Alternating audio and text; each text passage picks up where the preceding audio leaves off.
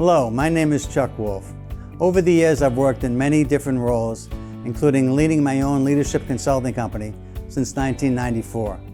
I've worked for and with some of the best companies and universities in the world, and have had the opportunity to work with government officials, military organizations, and public and private schools. I'm a leading expert and pioneer in emotional intelligence. Since 2009, I have been a volunteer hosting a radio show I created called The Emotion Roadmap: Take the Wheel and Control How You Feel. I really enjoy making a difference in people's lives. The show is on award-winning community radio station WPKN in Bridgeport, Connecticut. In recent years, Simsbury Community Television has been sharing my shows on their station and on YouTube.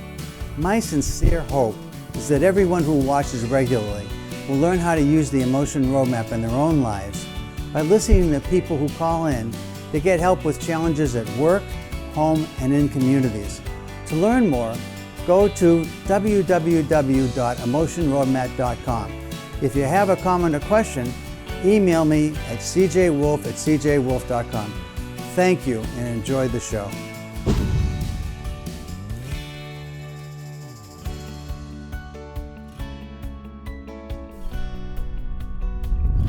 Hi, this is Chuck Wolf, and you're listening to the Emotion Roadmap: Take the Wheel and Control How You Feel. This is WPKN 89.5 FM, listener-supported radio. Thank you, everybody, for tuning in. For everybody that's a regular listener, it's so nice to have you back. And for anybody that's a new listener, the show is about helping people deal with emotionally challenging situations in their life. Some of the shows that I do are call-ins, as many of you who are regular listeners know. You call in, I walk you through this idea of there's an emotion roadmap that helps you to feel the way you need to feel, want to feel, what's ideal for you to feel. I help you to figure that out for you and for others that you're dealing with. One of the things that I do sometimes is I have thought leaders, people I think that are really, really exciting to talk to because they're so good at being able to use the idea of incorporating emotional intelligence in their everyday activities.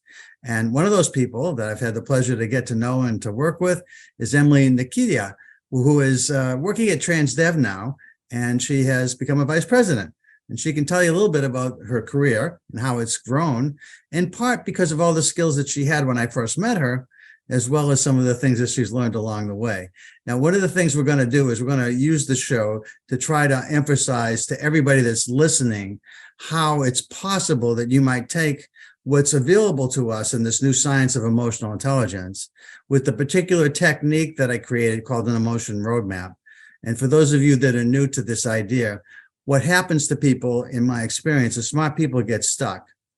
Really good critical thinkers, really effective problem solvers, they often get stuck when something emotional is happening, either inside them, and they're concerned about how they're going to feel if they act a certain way, and they have choices they have to decide, and they're really confused about which choice is best because of the emotional contagion that's involved in whatever it is they're feeling or dealing with.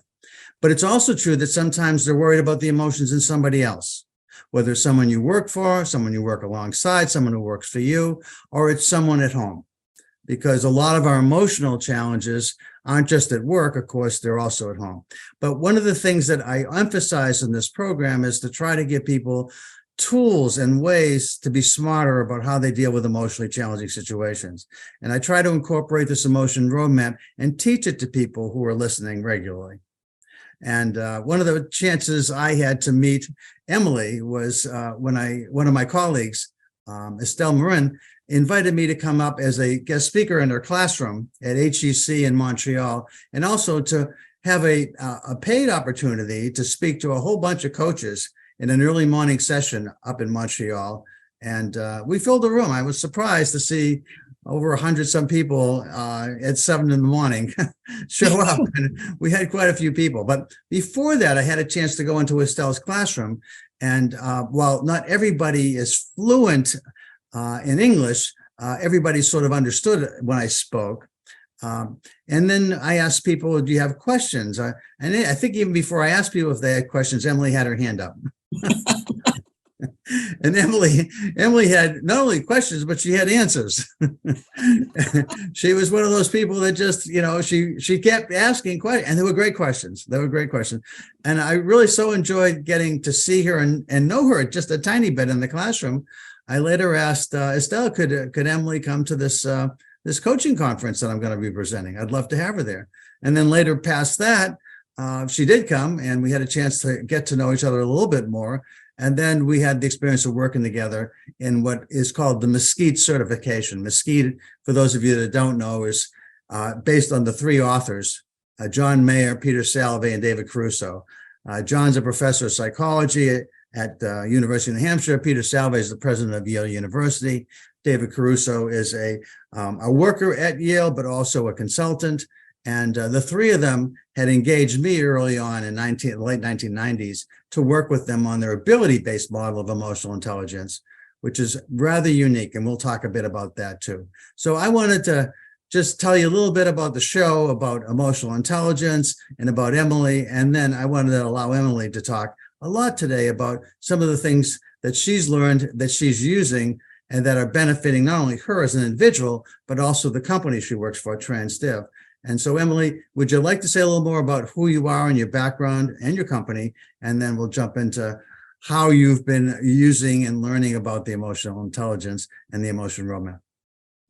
Sure. Thank you for the introduction, Chuck. And yes, I had thousands of questions during the classroom session, and I'll share a bit later why I had all those questions and tidbits for the audience that they can dig more into, because it's just very interesting. So, in terms of, for me, my background, I studied psychology, right? Psychology, clinical psychology, have a passion for organizational development, supporting systems and structures that affect people.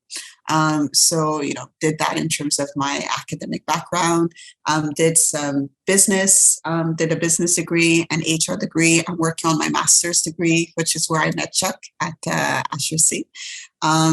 The goal in terms of my professional development impact has always been, to have impact, but to come at it from multiple directions. So not to be an expert solely in HR, or not to be an expert solely in business, but really to look at problems from multiple, dimensions, and felt hearing about emotional intelligence offered another dimension to approach a problem by. So, so I'm having fun. I'm having fun, solving problems, using all the skills and things I've been able to pick up along my professional journey and personal one as well. So yeah, that's a little bit about me in terms of professional sense. In terms of career-wise, I started in banking. I moved on to work in academia. Afterwards, I went into real estate, so multi-residential real estate, and then ended up at Transdev. And in all those roles, they were, sometimes specialists, sometimes people-oriented, customer sales, finance. But the core of it is always the same, which is impact through people. That's the continuity amongst all of them. But recently, I've taken on a more formal leadership role, directorship at Transdev, and recently been promoted to vice president at Transdev. So that comes with a whole different level of challenges around people and politics and leading and change and navigating ambiguity, working through people, working with people. So being fluent in emotional intelligence communication is a big asset. If you want to have impact and move your priorities forward, you need to know how to work with people. So you had a choice just early on about what kind of role that you were going to take. I remember you had several opportunities offered to you. Transdev was one. You had another one with a mentor who would encourage you to go in a different direction. And so one of the first things I think when you and I were chatting was, why not pick something where you could be involved with talent management, because where you are engaged in trying to be impactful in an organization, one of the great strengths of an organization is the talent they have. and the people they have. And if you could be involved in helping to grow talent, maintain talent, retain talent, it's a big issue for everybody today, especially in today's challenging work environment with so many staff members having so many choices about where they might go. So I guess we could start with a little bit about choosing to come to this organization and how you've actually used some of the tools that you have to actually engage the talented people at Transdev, and how some of those tools in terms of emotional intelligence have been helpful. I guess one of the things maybe to start though, Emilie, is how do you view emotional intelligence? Because a lot of people hear the words, and I mean, if you ask people, can you be emotional and intelligent at the same time? A lot of people say, well, not really, not when I think about myself anyway. When I'm emotional, I don't usually feel that intelligent. So how do you see emotional intelligence? So maybe we could just sort of start with your view of what those terms mean to you and how they actually come across to others in your organization, and how you've used it for talent management. Of course. So emotional intelligence, honestly, I see it as a facet of wisdom, really. Right? I find if you're able to understand it, the parts of it, leverage it, I think we have better relationships. I think our projects move forward in a smoother way. I think it allows us to handle conflict in a more productive way. I think it's necessary, right? And what I've seen is that a lot of people sort of, we don't get formal training on it, right? We tend to say this person's got it, or they don't. It's binary, right? And what I like about, the Mesquite and our time together is that it's looked like as an ability, something that can grow. And that was, revolutionary, at least for me. And, my readings and the things that I've looked at, emotional intelligence always seemed like it's something you are born with or you don't have, right? It's just, it's black or white. And over the time that we've worked together, we see that's not necessarily true. Right. Right. And I think there's different aspects to it. And the way I think about it, of course, is that, I look at there's a breakdown of those abilities, and it's not like just one big umbrella ability. There's the ability to understand how you're feeling, how I'm feeling, how people who might be listening are feeling to us. It's also the most exciting part of it to me was the idea that, there are certain feelings that are better than other feelings for getting stuff done. And when you realize that, and you realize that, hey, what I am feeling at the moment isn't one of those better feelings for what I'm trying to get done. And if I want to change that feeling, I can do that. I think that's one of the other exciting things to me is that, hey, if there are better feelings than what I might be feeling, like for instance, if I'm grieving and I've got to go be inspirational and make a motivational speech to a whole group of people that are waiting and depending on me and paying me actually to come in and do this for them. And yet I'm grieving. You can't cheat grief. Exactly. Can you kind of sort of put it aside somehow for the moment, at least, because you're going to have to deal with it at some point, but then go in and get done what you need to get done. And how do I then get myself to a place where I feel inspirational? I'm not making it up, but I really walk in the room feeling inspirational and I communicate that. So it's the use, and then there's understanding how emotions work, and finally managing my own emotions and other people's emotions.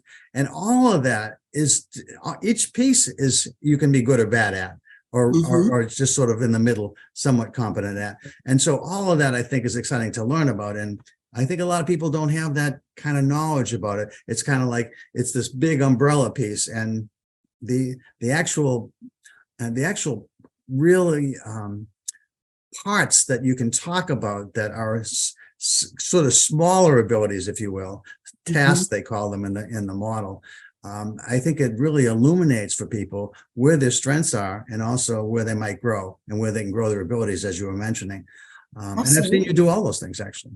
Absolutely, Chuck. When that's part of the breakdown. I think it's really 4 pillars with what you've mentioned, recognizing, using, self-management, relating with others. I was in a conversation with one of my peers, and they were getting, unpleasant feedback about their interactions with others, right? In terms of on a technical, side, they're very strong. They're able to do things technically that few are able to do. In terms of relating with others, they struggled very much so, right? So technically they're able to do certain things, but they can't mobilize people around the idea because people don't like to work with this person. So, I sat down and had a conversation with them saying, like this is some of the feedback around behaviors people have seen when it comes to you. And their response was, oh my gosh, I didn't see that, right? I didn't see that this is how, people perceive me. So we put that on the side for a second. We went into a sort of meeting together where I was able to see them interact with others so I can get my own, sample, if you want, and saw that this person could not recognize faces that are slowly getting, frustrated. They couldn't see the cues, right? So even though they might be strong at coming up with a plan to get people's buy-in, they don't see the train coming towards them, right? And that's what I like about the Mesquite is that we say people are poor at like managing emotions. No, they might be very good at handling it, but they don't see it coming. So if we can work with them to pick up cues, they can use their strength at strategic management and stuff to manage emotions with others. So that's what's powerful to me about the Mesquite is it breaks down emotional intelligence into several different types of abilities that people can work on. Right. So for them, that's a key example of actually seeing somebody in action. Mm-hmm. As opposed to taking some kind of an assessment, but actually seeing somebody not recognize how another person might be feeling.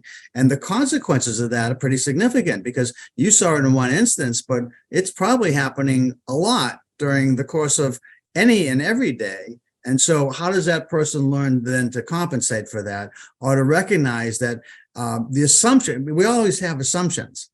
Mm-hmm. And what is interesting is that when the Mesquite flags that somebody might not be good at this, then you ask yourself, maybe I need to challenge those assumptions.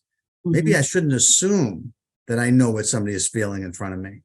Mm-hmm. And I need other cues. I need other signals. I need other ways. I need other strategies to try and come up with. If I'm going to try to convince somebody to follow through on a plan that I've helped to create or that I'm initiating, how do I know if they're buying in? How do I know if I need to keep selling? Because sometimes people oversell, even when people have bought in. Or how do I know that I need to change the tack here because whatever I'm trying to get done with this person isn't really happening the way I was hoping it would? Okay. So you see, like with that, absolutely agree. And what's powerful with that statement that excites me, that makes me want to work with it is the idea that I need, I can, I want. We've moved it from it just is to I can actually do something about the situation, right? I can actually, affect change within my relationships and stuff like that. So do I need to rethink my strategy? Do I need to rethink like how but it's things that you can do as opposed to passive and this is your skill set and it's finite and there's nothing you can do about it. So that's powerful with the Mesquite because it brings the power back to the person, the individual, to influence their context. So one of the things that I've done, one of the things that you and I have done together is I've worked with you as a coach over time, but I also know that you've worked with others as a coach yourself inside your own organization. Can you talk at all about how any of this emotional intelligence and the emotion roadmap may have influenced some of the coaching that you've done with people internally and how it might have benefited those people in your organization? Yeah, of course. So there's lots of examples because I think there's lots of people who need it. I think one of my first opportunities to use the emotion roadmap, I think we were working together for maybe 4 months, somewhere between April, August, and I just started at this organization in August, right? And in September, my manager at the time asked me to try and influence someone into participating in this leadership program. And the person they wanted me to influence was someone who had, strong, political relationships across the organization. So even though I was going there to try and support and influence them and stuff like that. I felt I was the one being evaluated, right? Because I'm doing it with someone who has a lot more legitimate and influential power than me in the organization. So I said, okay, well, I'm feeling nervous. I need to figure out how to approach the situation. So I said, okay, what tools do I have? I used the emotion roadmap. So I started with, how do I feel? Right? How do I feel about this situation? I'm like, okay, really bold letters, nervous, very nervous, right? And then I moved on to, okay, how do I want to feel? Well, I want to feel confident, right? And then, you keep going into, okay, how do I get there, right? And depending on how I get there, am I, able to do it, right? Am I willing to do it? So you're getting into that, and I'm like, okay, I've got my plan. And then put that aside for a second and think, okay, well, the person that I need to speak to, how might they feel when we start this conversation, right? How do I want them to feel, right? And just between the two, how might they feeling and how do I want them to feel? It influenced the title of my invitation, right? Because I want them to feel a certain way. So I might rethink how I title my calendar invite so they've got a little bit of that feeling I want them to get when they walk into the room, right? So it's little things that you could do. And then afterwards, we talked. I thought about, okay, well, will she be willing to do it? Is she able to do it? Okay, well, this person is able to do it, but not willing. Right? So how do I, massage and work with them to get to the willing part? And also, how do I want them to feel at the end of our conversation? Right. So let me stop and just intervene because I think you were told she needed to go to this leadership development program because of some challenging behaviors on her part, if I remember this correctly. Is that right? Correct. Exactly. Right. So correct. So I needed her to believe that she wanted it too. Right. And that takes a little bit of finesse in terms of how do we get there. And, I genuinely believe that it was something that was also good for her, but you want to make sure that the person is also on board and hear their perspective. So preparing, practicing, having room for if the conversation goes in a different direction, but that's sort of, taking half an hour. I think in my case, it took me about 45 minutes to think about, to get my emotions managed and then work on what I thought her emotions might be. And when we had the conversation, it was great, right? It was the personification of, what I call you all the time, Chuck. Awesome, right? Rock star status, right? I felt like I got training, I had tools, and I went in there and I was ready and it got the outcome that I wanted. So really happy about that. And now I share the tool with other managers, something less exciting. But I think it's helpful is when we have to thank someone for their time at an organization, right? So to spend time and think, okay, well, I need to tell someone that they no longer will be working with the organization. How do I want them to feel at the beginning? How might they be feeling, right? How do I want them to feel, right? When they're leaving the organization, how do I want them to feel at the end? So those are moments where, we use the emotion roadmap, and I like to do things in the most humane way possible, putting people first. And the exercise forces you to be empathetic. It forces you to think about how this person might be feeling and the range and the roller coaster of emotions they might be feeling. So by doing the exercise, to me, I think it forces you to think more empathetically. And that, again, I believe is powerful. And it allows us to, work better together. So I'm a fan. Well, let me tell everybody who's listening that the exercise that you're talking about is this idea of walking through the steps in this emotional roadmap I created. So the first is you think about your situation, you think about who's key, and in this case, the last one you talked about, it's the individual that you're talking to about they're going to be leaving the organization, maybe not their first choice, and so you're going to try to figure out how they're likely to feel and how you're feeling about going in and having the conversation and what would be ideal to feel. So you go from what's likely to happen, how do you identify what the typical emotion might be when you hear a message like that, and then what would you want to feel, what would be ideal for them to feel? Is there some way to make that message sound in a way that resonates with them, in a way that they feel cared about, that they feel supported, that they feel respected, that they feel appreciated? How do you get from what's likely to be the feeling of feeling rejected or however else you might view that, to something where this conversation made me feel really good about a very difficult experience that could have really ended very poorly for me emotionally.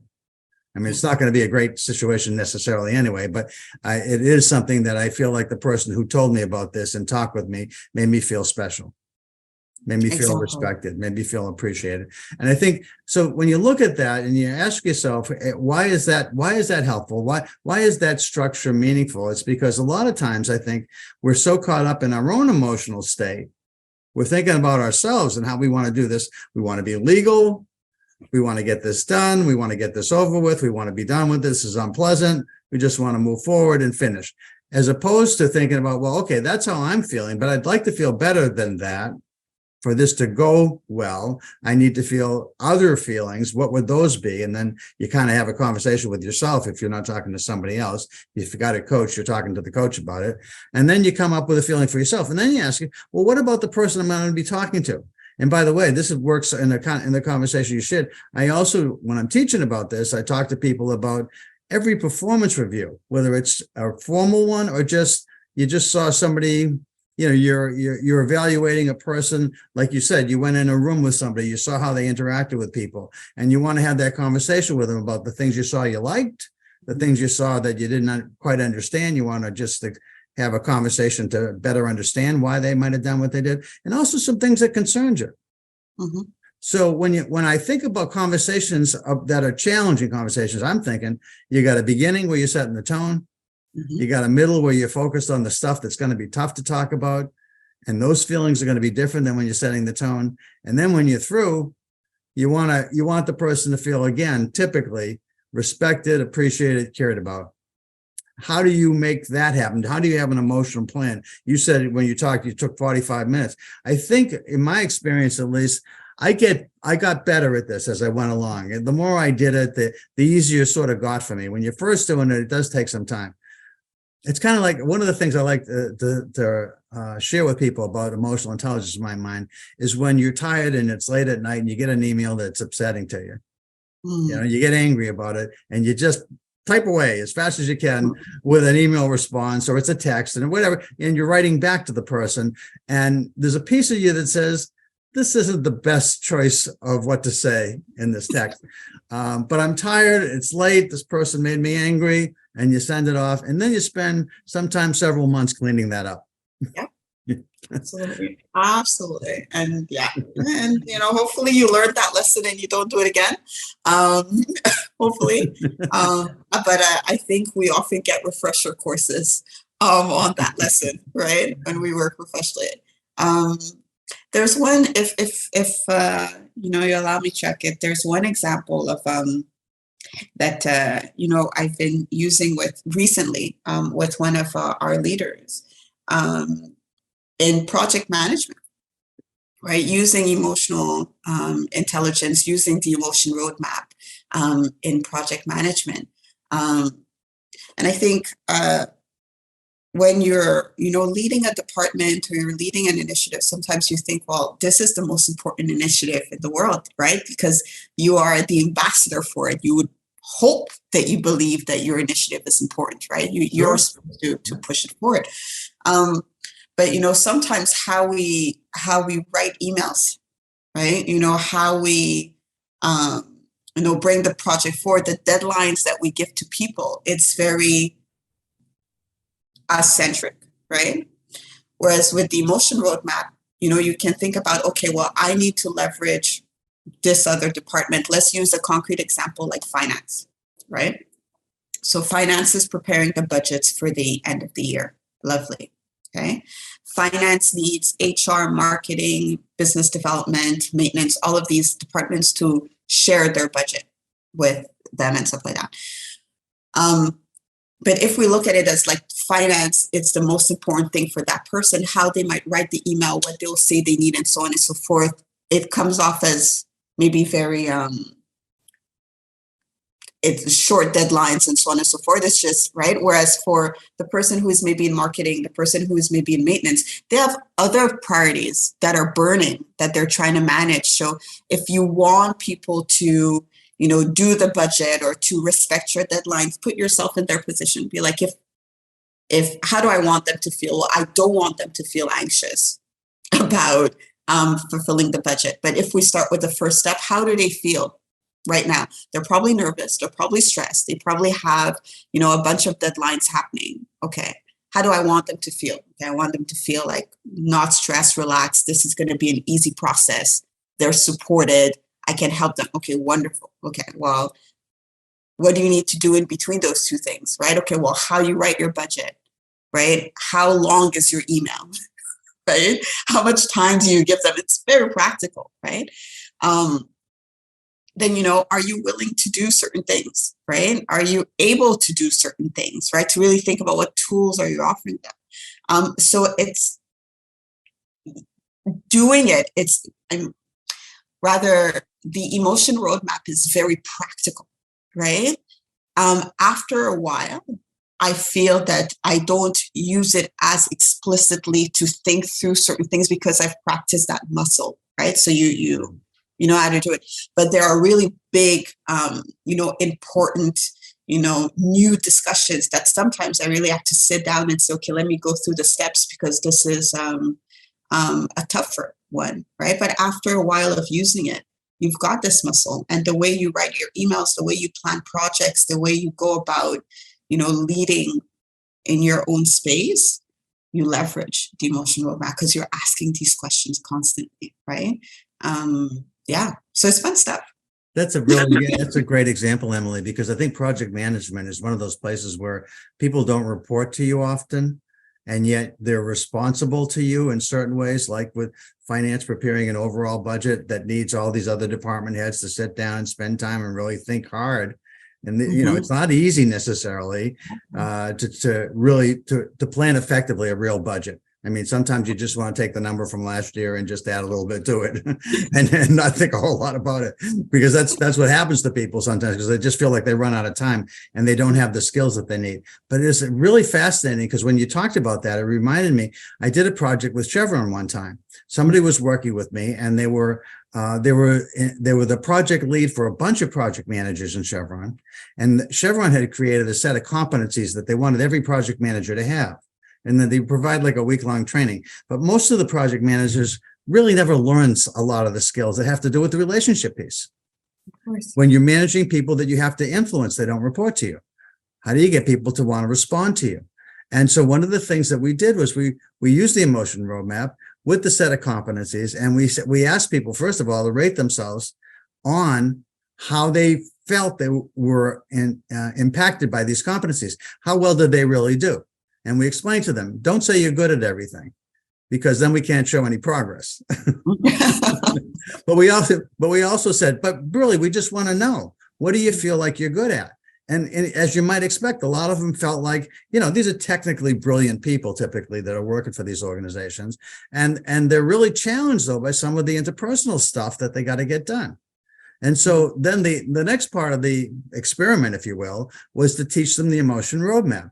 And to teach them how, working as a group and individually, this fellow began coaching them about how to use those competencies in the ways that were expected when Chevron created them, to learn how to use those effectively in getting things done with others by combining those competencies and the skills associated with them with the emotion roadmap. And the results were great. Results were great. So I think that, again, there's lots of ways to think about how you can use the emotion roadmap. Not as teaching somebody about something as if it's completely separate from other things you do. If it's integrated with your everyday activities, like a project management or anything you do, really, it's a performance reviews. We're towards the end of the year. Organizations are often starting to do their performance reviews if they haven't already for the year, and then they're planning going forward. Well, emotionally, those are challenging situations for the person giving it as well as the person receiving it. And so, again, I encourage people to think about how you want to feel and how you want others to feel as you're going through this experience.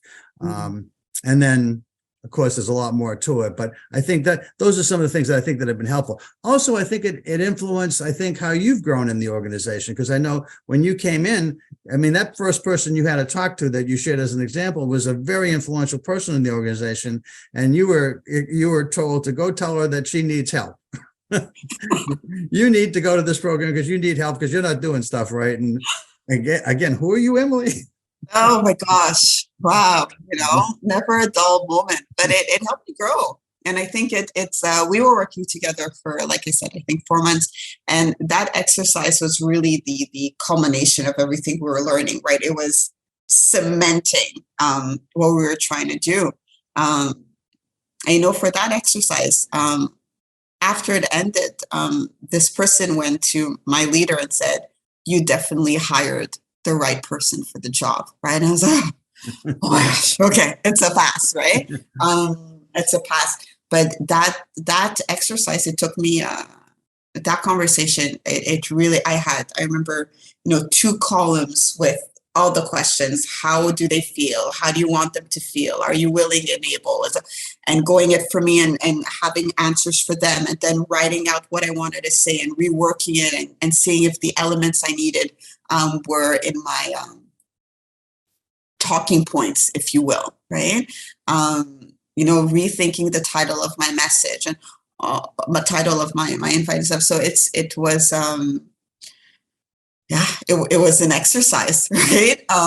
But an important one. And I think it was a pivotal moment for me in terms of how to use this tool, right? And now I'm able to share it with other people, and I can see them doing better. I can see them asking the right questions.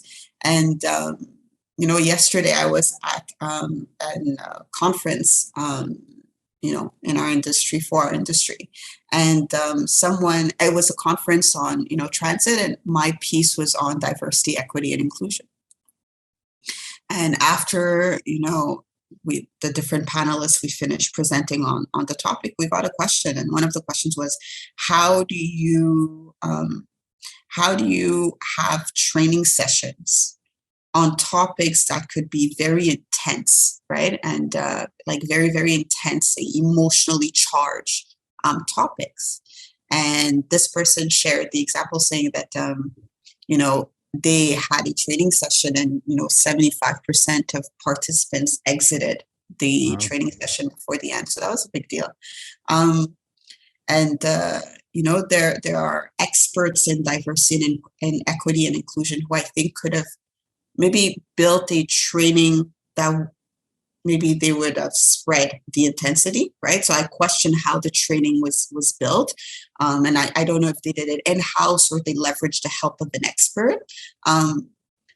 But one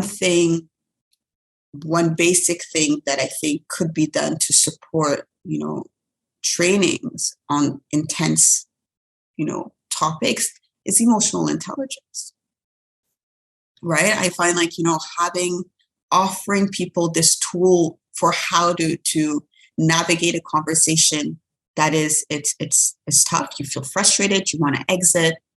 It's something, you're having an intense conversation. How's the person look at me? Are they okay? Should I keep pushing? Can I go farther?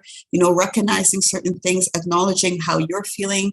I really love the Pluchik model in terms of emotions, because you sort of see, okay, well, they're feeling A, but if you mix A and B, C is coming, right? So understand how emotions progress, right? And where the person is.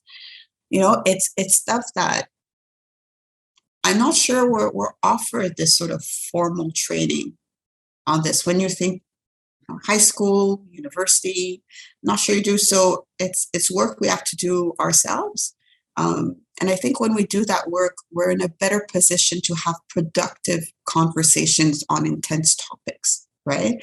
So, Right. yeah. I think one of the things around inclusion, I've done some speaking around the topics for organizations, and it occurs to me that you, these are really emotional subjects for a lot of people, and it involves changing perceptions, things that people grew up with, ideas about beliefs about groups of people, our own biases, conscious or unconscious. How much are we aware of? How much are we capable of dealing with at one time? How do you deal with all the different things that are out there, whether it's racial injustice, or dealing with LGBTQ community, or it's dealing with the idea that we should have quotas for certain groups of people, other people shouldn't have special advantages. How do people feel who are seeing other groups get advantages? I mean, and then within certain groups, we have these assumptions that one group of people all feel the same way, and that's not true. And yet, and then we have the polarization of our political systems these days. And so I was trying to explain this to a group of people, and I said, at some point, the only way I can see that you deal with all of this is you try to open your own circle of inclusiveness to include everybody, but understand that you're not going to get it right all the time. Mm-hmm. Yeah, I make the point. One of the things I was saying around the LGBTQIA community was that, I looked up as part of this presentation I'd made recently was this college had a sort of a definition of terms. There was 118 new terms.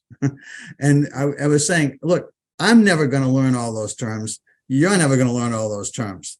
But if some of those terms are meaningful to you, and I want to demonstrate I care about you, I'm going to try and learn what that means so that you and I are communicating in a way that's, that we're caring and supportive of each other. Mm. But I might get it wrong. I might not get it right. But don't make me an enemy because I didn't quite understand what you meant by this, or how it's important to you. Help me learn. Work with me. Make me an ally. That's one of the terms. Mm-hmm. Don't push me away if I get it wrong. So I think there's so much that's changing for all of us right now. How do you embrace that change? How do you open your circle to be as inclusive as you possibly can? Yeah. And that's challenging for all of us. I think it's I think with diversity, equity, and inclusion, there's this concept of work, right? That we often say, do the work. You need to do the work. You have to do the work. And I think it's on both sides, right? So for the person who is maybe not an ally yet, right? There's this, at least this is how I view it is, put effort, put in the work to understand the other, right? Try and understand what they're going through and so on and so forth. So that when you say, okay, I didn't get it right, but you tried, you know what I mean? You genuinely tried, right?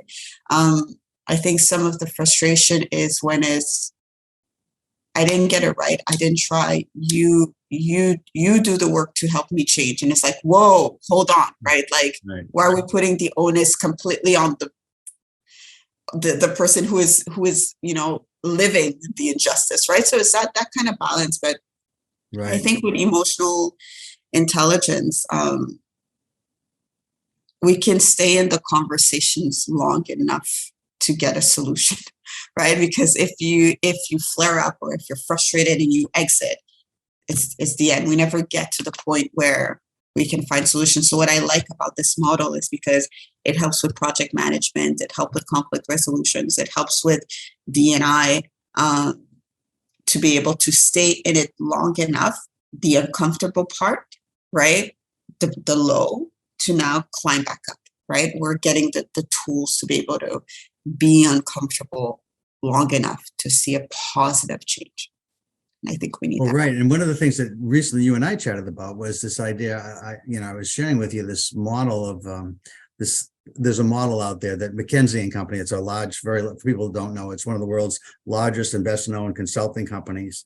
And they adopted a model many years ago called the 7S model that has as its heart superordinate goals, shared values, and then surrounding it are 6 other S's for strategy, for systems, for structure, for skill, style, and staff. Those are all ways of thinking holistically about how you impact an organization. And, one of the trends right now is this quiet quitting that people are talking about. It's not so quiet necessarily, but people are on the job, not doing as much as they could. And certainly in certain instances, just doing the bare minimum for lots of organizations. And to me, that's an emotional issue. And so I think about it, and I think about, well, if you think about the model of organizational effectiveness, the 7S model, and you think about the emotion roadmap, and you think about, well, what do I want people to feel in terms of the middle S, instead of being shared values, being shared feelings? How do I want people to feel when they think about coming to work on Sunday night? How do I want them to feel when they're at work, or when they're leaving work, when they're talking about work to other people? How do I want them to feel all the way through? Every time they think about work, I want them to feel excited, engaged, loyal, cared about, supported, respected, appreciated. How do we make those things happen across the board? And then using the emotion roadmap to say, well, what's working? That's making people feel that way. What's not working? And so you do a force field analysis or some other strategy for attacking how you want to make the change work. And so I think there's all kinds of possibilities where we can look at feelings as a lever, as opposed to something in our way when we're trying to get stuff done. Absolutely. I think that's a big change. And with the 7S model and emotional intelligence and the roadmap, I would take that exercise and use it for accountability. Because when we say, there's a lot of employee engagement buzz of, we want employees to do this, and we want employees to feel this way, the employee experience and so on and so forth. And I've got a lack of patience for flavor of the month kind of initiatives. I'm like, whatever you say you do, right? Or just keep quiet, right? Because if not, stuff. So, you decide what you're going to do and you stick to it. You can pivot, right? But there's some level of consistency that you need. And when you decide what you're going to do, you're also deciding what you're not going to do, right? And when we say, how do we want employees to feel? We want employees to feel A, we want employees to feel B, we want employees to feel C, D, E, F, G. Wonderful. Now let's get to that question. Are you able to do it? Very likely. Are you willing to? No, right? Are you able to do it? Maybe for certain things, yes. Maybe for certain things, your budget means no for now, right? So it's not that you're not willing. You're willing to do it. Your budget can't. So if your budget can't, maybe it's a question of going back to your team and saying, how can we do something so our budget will allow it to do it? So now for the answer to that question, am I able? Yes, because now your budget allows for it. Are you willing? Yes, maybe, right? But I like that. You can have all the things that you want people to feel. You have all the things that would be ideal, but let's go back to, are you able? And are you willing? Right. So the critical part of the roadmap is at the very end where you say, okay, so if this is how people are feeling with this quiet quitting or whatever it might be, and this is how you want them to feel with all these wonderful feelings, how do you get from where they are, where you are, to where you want everyone to be? And then what are you actually able and willing to do? And that's the managing part of this roadmap. And I think you're right. I think a lot of times we might be willing, but we're not able because of time, money, staff. I mean, there's all kinds of reasons why we might not be able to do everything we want to do. But what can you do? What moves you forward? How do you make even small steps if you can't make the big ones? So people feel like we're on track to make something special happen here. Yeah. And then after with that, there's accountability. Right? Because I think I'm not sure where I heard it, but they're like, death by meetings. You know what I mean? There are many, many, many meetings, and thankfully, I feel like I'm fortunate that our culture, we're fast. We'll have 25 minutes, like really quick, 15 minutes in and out, right? Because we're trying to do, we're in growth mode, and if we've talked about it and we decided something, let's not have another meeting when something flares up and say, oh, let's talk about it again. No, hold on. This is what we talked about last time. This is what we said, right? What has changed that would change, what we agreed on last time? Because one of the things that when we do like employee engagement, and a lot of people say work-life balance, yes. So stop setting up 50 meetings, right? So that person can have work-life balance, right? And holding people accountable supports and not having a bunch of meetings on the same topic. We've talked about it. Keep going, right? So it's really, walking that line that you say, this is what you want, so do it, right?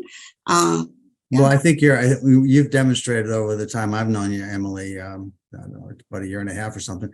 I think that not only do you hold yourself accountable, but you're really, really good at holding other people accountable too. Lack of patience on my part. That's no. But I don't think people. I fundamentally do not believe that anybody wakes up in the morning saying, "How can I make so and so's life miserable?" I do not believe that. Right. Number two, I think that people genuinely want to do the right thing.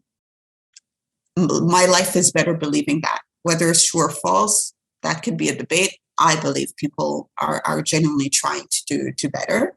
And when we agree on something and then someone does something different than what we agreed on, if I believe they're genuinely trying to do the right thing and they're not trying to get under my skin, then the only other option for not doing what we said is because they forgot, they misunderstood, lack of clarity, something, because I'm believing the best in that person, right?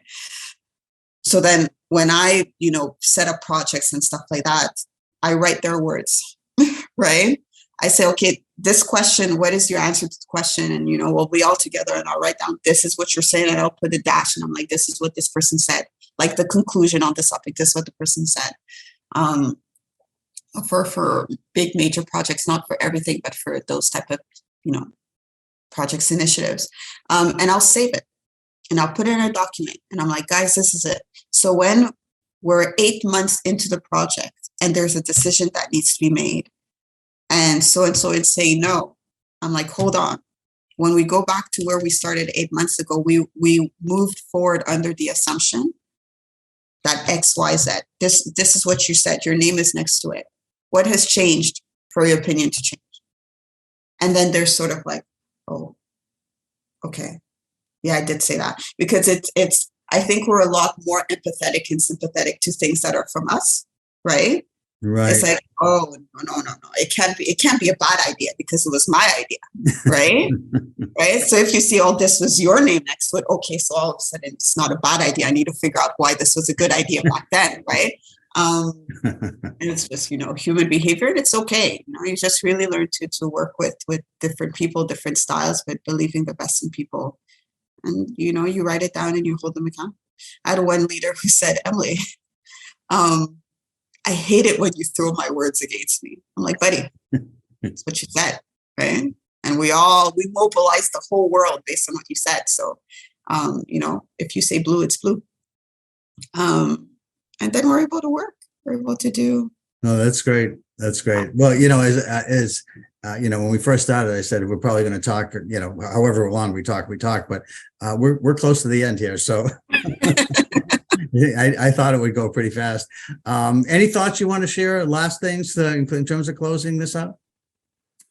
Last thoughts. Well, I think the biggest piece for me is I want to say thank you, Chuck, right?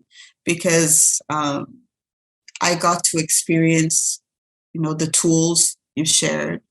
I got an ally, I got a coach, right? To help me transition into a very, very different, ball game in my career, right? And it's easier to march forward when you know that you've got a really solid quarterback behind you. And for the, last little while, that's what you've been for me. So I'm grateful for it. That's what you've been to many other people in my circle, right? I'm like, you want someone amazing, find Chuck, right? And what I told you the first time we met at the conference, and I think I have our selfie, right? And I said, would you let me take a photo of you because you are my rock star, right? And like, that's what I said. And I stand by it. And I think there needs to be a bigger word, a more powerful word, because you were a rock star in 2020 or something. And now you've just gone so much farther. So I don't know what's the next word. higher up than Rockstar. But thank you, Chuck, for all of it. Thank you. Well, it's great having you in my journey and my life, and I'm really appreciative that we've had a chance to spend some time together. And thanks for doing today. Thanks for being my guest on my show. And I want to thank everybody who's been listening. It's WPKN 89.5 FM, The Emotion Roadmap. Take the wheel and control how you feel. And you've been listening to Emilie talk about her experiences with emotional intelligence. Thanks so much, Emilie. My pleasure. Thank you for having me. Okay. Bye-bye, everybody.